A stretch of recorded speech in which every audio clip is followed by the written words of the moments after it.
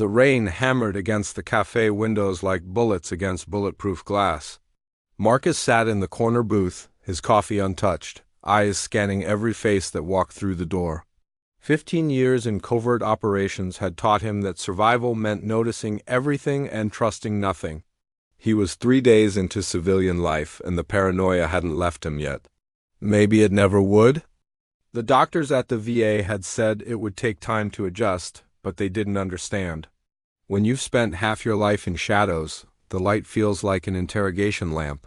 She walked in at exactly 7:13, shaking water from her dark hair, and something about her made Marcus's instincts flare. Not danger exactly, but recognition. She was young, mid-20s perhaps, wearing a worn leather jacket and carrying a backpack that looked too heavy for her frame. She ordered at the counter, and when she turned, their eyes met for just a second. In that second, Marcus saw something he recognized: the weight of secrets. What happens next will change everything you think you know about chance encounters. She chose the table directly across from him, close enough that it couldn't be coincidence. Marcus's hand drifted toward his hip, where his service weapon used to rest. Old habits. She pulled out a laptop. But her fingers didn't move to type. Instead, she did something so subtle that anyone else would have missed it. She tapped her right temple twice, then scratched her left wrist, then placed her palm flat on the table. Marcus felt his blood turn to ice. That sequence wasn't random. It was a signal, one that only existed in the darkest corners of military intelligence. A signal that wasn't supposed to exist outside of Black Ops. He had learned it during a classified operation in Eastern Europe, something so buried that the mission itself had been erased from official records. Only 12 people in the world knew that signal, 11 now that Cooper was dead. Marcus leaned forward, his voice barely above a whisper. Only Black Ops used that signal. The girl looked up, her eyes meeting his with an intensity that seemed to pierce through his carefully constructed civilian facade. Her face remained calm, but he saw her shoulders tense, saw the micro-expression of relief flash across her features before she controlled it. Then she did something that made Marcus's 15 years of training, all his certainty about how the world worked, crumble like sand. She responded with the counter signal. Right hand to left shoulder, fingers drumming 3 times, then a gentle pull at her right earlobe. The exact counter that was supposed to be known only to the operative who initiated contact. The counter that Marcus himself had created during that mission, shared with exactly one other person. His handler, Catherine Rodriguez, who had died in a car accident 4 years ago. Officially died, anyway. Marcus stood so quickly his chair scraped loudly against the floor. Every patron turned to look. The girl gestured for him to sit, her expression urgent but controlled. "Please," she said quietly, "I'm not your enemy. I'm Catherine's daughter." The words hit Marcus harder than any bullet ever had. Catherine had never mentioned a daughter. Never mentioned any family at all. She had been his mentor, the one who pulled him out of a dark place when he was 22 and gave him purpose. She had saved his life in Minsk and Cairo and a dozen other places that did unofficially exist.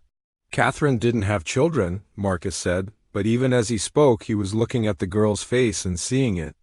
The same sharp cheekbones, the same unwavering gaze, the same habit of pressing her lips together when thinking. How had he not seen it immediately? "She had me," the girl said. "My name is Elena, and she didn't die in that accident. She went dark because she discovered something that made her a target." Something about Operation Nightfall. Marcus sat down slowly. Operation Nightfall was the mission where he had created that signal. The mission that had ended with 3 operatives dead and a Russian weapons facility destroyed. The mission that had earned him a medal he could never wear and nightmares that would never end. What did she discover? Elena pulled a small flash drive from her jacket, placing it on the table between them. That Nightfall wasn't about stopping weapons smuggling. It was about covering up our own government's involvement in it. The 3 operatives who died, they were going to expose it. My mother was ordered to terminate the investigation. Instead, she faked her death and spent 4 years gathering proof. Marcus stared at the flash drive like it was a live grenade. Everything he had believed about that mission, about his service, about the people he had trusted, was suddenly in question. Why come to me? Because you're the only person she trusted completely. Because you're listed in her will as my legal guardian if anything happened to her. And because 3 days ago, someone finally found her safe house in Nova Scotia. I barely escaped. She didn't. The words hung in the air between them.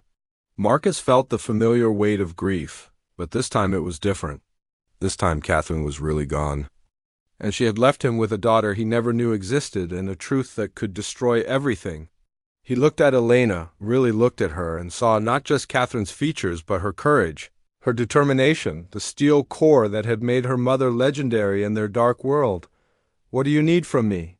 Marcus asked. Elena's expression softened for the first time. "My mother's last message said you would know what to do. She said you were the bravest person she ever knew, not because you never felt fear, but because you always chose to do the right thing anyway. She said if anyone could help me finish what she started and keep me safe, it would be you." Marcus thought about the quiet civilian life he had planned, the therapy appointments, the normal he had been chasing. Then he thought about Catherine, about the girl sitting across from him who carried her mother's legacy, about the truth that needed to see daylight. Some debts could never be repaid, only honored. He reached across the table and took the flash drive. "Tell me everything," he said. Outside, the rain continued to fall, washing the city clean, and inside the small cafe, two strangers became family, bound by loss and purpose and the knowledge that sometimes the most important missions are the ones we never see coming. Sometimes kindness means stepping back into the darkness so someone else can find the light. And sometimes fate doesn't give us the life we planned. It gives us the life we're meant to live. If this story touched your heart, please share it with someone who needs to remember that we're never truly alone, that the bonds we form can transcend even death, and that choosing courage, no matter how afraid we are, is what makes us human. Your story matters too, and somewhere out there, someone needs to hear it.